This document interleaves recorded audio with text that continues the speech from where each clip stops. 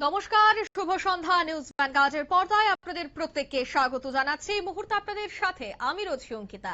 চোখ রাখছি এই মুহূর্তের গুরুত্বপূর্ণ সংবাদের দিকে। প্রথমেই নজর রাখি রাজ্যের খবরাখবরের দিকে। বন্যদাতাল হাতির তাণ্ডবে রীতিমতো অতিষ্ঠ হয়ে পড়ছে এবার মানুষজন। আবারও সেই তেলিয়ামুড়ার ঘটনা, যেখানে লোকালয়ে প্রবেশ করলো হাতি, আর তাদের আগমনেই তীব্র আতঙ্ক।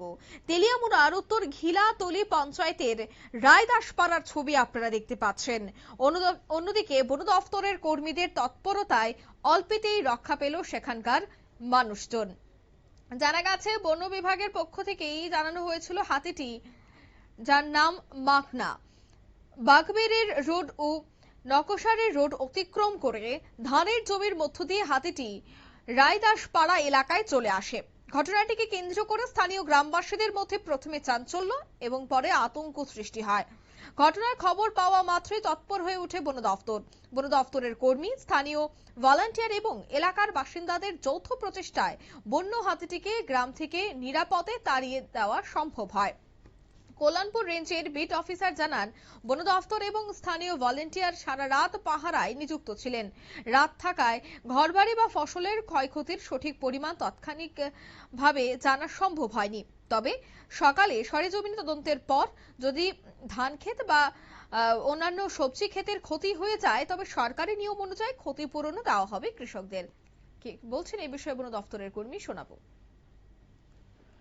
আজকে আপনার এই বাগবেড়ির রাস্তাটা ক্রস করে নকশায় ক্রস করে রায়দাসপাড়ায় একটা হাতি এসেছিল, যারা আমরা মাথা বলে তাকে আমরা ডাকি। সে এসেছিল, সে ধানের জমির মধ্যে দিয়ে গ্রামের পাশে এসেছিল। তখন যথার সময় আমরা খবর পাওয়ার সঙ্গে সঙ্গে আমাদের লোকাল ভলেন্টিয়ার্স এবং আমরা বন দপ্তরের সবাই মিলে এবং গ্রামবাসীদের সহযোগিতায় নিয়ে আমরা হাতিটাকে এখান থেকে ঘোরাতে পেরেছি। এখন আর অ্যাকচুয়ালি এটাকে দেখেন, এটা তো একটা ওয়াইল্ড বন্যপ্রাণী। আমরা সারা রাত্র ডিউটি এবং নজরদারির মধ্যে রাখছি। যেখানেই কোনো অসুবিধার পরিস্থিতি তৈরি হবে সেখানে আমরা যাব এবং পরিস্থিতি নিয়ন্ত্রণে আনার চেষ্টা করব। আজকে যত সময় দেখেন রাত্রিবেলায় আমরা যা অনুমান করতে পারছি, সেরকম কোনো বাড়িঘর ড্যামেজ হয়নি এখন পর্যন্ত খবর। আর সেরকম কোনো জমি বা ধান জমি সেরকম নষ্ট হওয়ার কোনো খবর আমরা এখন পর্যন্ত পাচ্ছি। কালকে আপনার অনুসন্ধানের মাধ্যমে দেখা যাবে। যদি ধানের ক্ষেত এবং কারকুল ক্ষেত নষ্ট হয়ে থাকে, তাহলে সেটা কম্পেনসেশনের মাধ্যমে তাদের ক্ষতিপূরণ দেওয়া হবে। আমি বিট অফিসার কল্যাণপুর। আপনারা শুনলেন বিট অফিসারের বক্তব্য। অর্থাৎ তারা গতকাল রাতে সম্পূর্ণ পাহারা দেয় এবং গোটা বিষয়টি তারা নজরে রাখেন।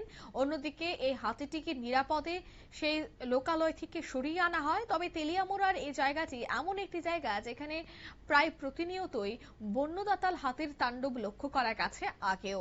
তাই বন্যদাতাল হাতির তাণ্ডবে কখনো বাড়িঘর ভেঙেছে, কখনো ধান ক্ষেত নষ্ট হয়েছে। তাই এই ধরনের ঘটনায় সাধারণত আতঙ্ক অবশ্যই ছড়ায় গ্রামবাসীদের মধ্যে। তবে এবার বরাত জোরে বেঁচে গেছে গ্রামবাসীরা, কারণ বন দফতরের তৎপরতায় সে হাতিটিকে সেখান থেকে সরিয়ে নেওয়া সম্ভব হয়েছে নিরাপদে। নিয়ে নিচ্ছি ছোট্ট একটি বিজ্ঞাপন বিরতি, সঙ্গে থাকুন।